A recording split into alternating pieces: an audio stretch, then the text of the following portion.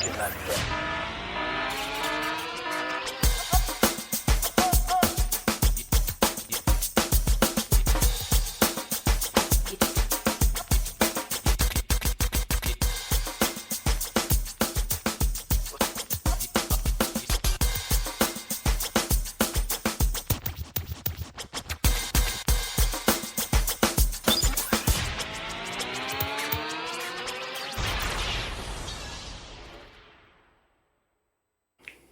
Hey, let me just have a minute of your time to tell you this because it's something good in everything that happens to you.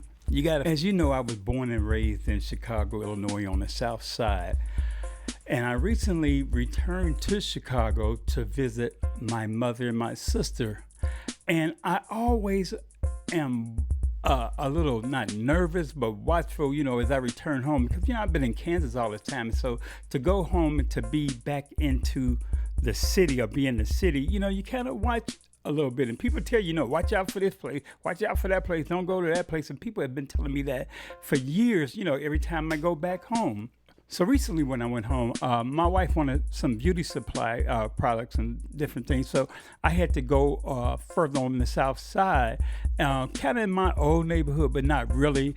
In the area that it's in, I can remember the area because of when George Floyd was murdered. I remember that area. Well, I remember it because I grew up around there and I used to go over there shopping, carnivals, everything around there in that little shopping center. So they have a big beauty supply place there. But I also remember when George Floyd was murdered, how they looted that area, how the area was torn apart. People were protesting in that area. So that's my last really image of that place that's embedded in me that I remember that I can connect with besides just going over there shopping. So as I arrived there, my mother and my sister decided to wait in the car and I went inside the store and I had my wife on the phone trying to find the items that she wanted. And so when I finally got to the line, I was in the line trying to check out and get my stuff and just leave the store. I'm just trying to go. I'm like you're in the city, you mind your own business. You just, people don't be like in each other's business, say, hey, buddy, this, hey, buddy, that. Because I get home and I forget sometimes. I'm just waving at people and smiling and laughing, and people, they just seem to, like, okay, what's up? What you need? What you need? Why you doing all this smiling and laughing? So when I got to the counter, a guy walked up to me and said, hey, man, you want a hat? I say, what? He said, you want a hat? You want this hat, bro? And I say, yeah, I said, yeah, like, what's good? Because I'm trying to see what kind of, what's connected to this hat, am I gonna have to wash your car for a week, iron your underwear in prison, or what's connected? What's the catch? He said, hey man, I just wanted to give this to you. I saw you, I wanted to give you this hat. Granted, I like the hat. I looked at it, I said, oh yeah, sure, because I told him, I said, I'm getting ready to go to the Bahamas in a few weeks, and I needed a hat like that. I was looking for a hat to wear, to protect my face for the sun and just look cool, like I'm from down here, like I can fit in, He said, hey, man, this is yours. Here, it's yours. And he walked out.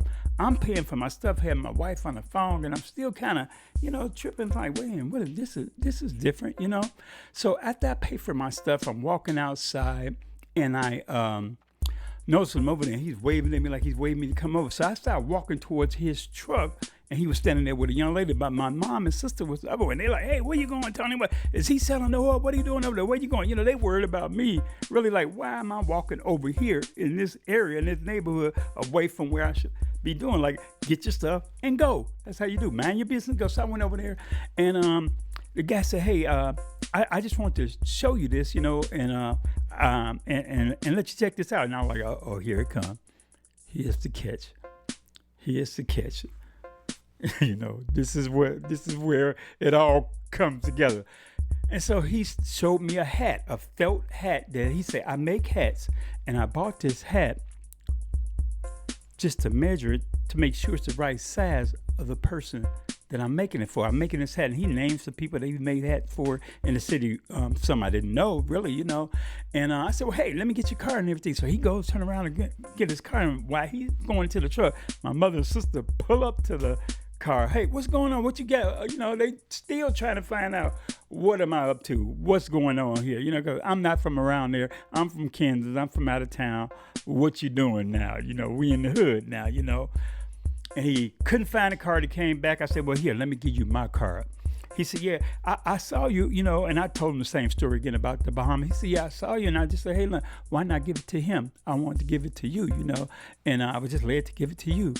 I said, man, thank you. And I believe that God's going to bless you. I said, I know God's going to bless you. And I just thanked him. And I believe in my heart that God's going to bless him. And I told him, I said, hey, man, I'm getting ready to go back into business too. I just retired. And since you don't have your card, I'll give you my card. Contact me or send me something, with your information on so I can plug your hats, plug your business, or whatever you're doing, because the hat looks good, brother. And by that time, my mom and them, they checking out, and I finally got in. They talk. I said, hey, it's cool. He wasn't selling anything. He was giving me this hat. And because I came out the door with the hat on, they looking and laughing like, where Tony got this hat? What are you doing with this hat on? But I just want to say that, a lot of times we have in our minds how we think things are going to be. I'm always watchful when I go home. But I was telling my mom and my sister, 'cause my sister said, you better make a podcast about this and not just about caramel cakes, And I was telling my mom and my sister about this time when I'm home. It seemed like everybody was so friendly. Everywhere I go, people were talking and laughing and greeting me. And I had stopped at a Goodwill and was parking and trying to feed my meter, and this guy was sitting in his car just talking to me.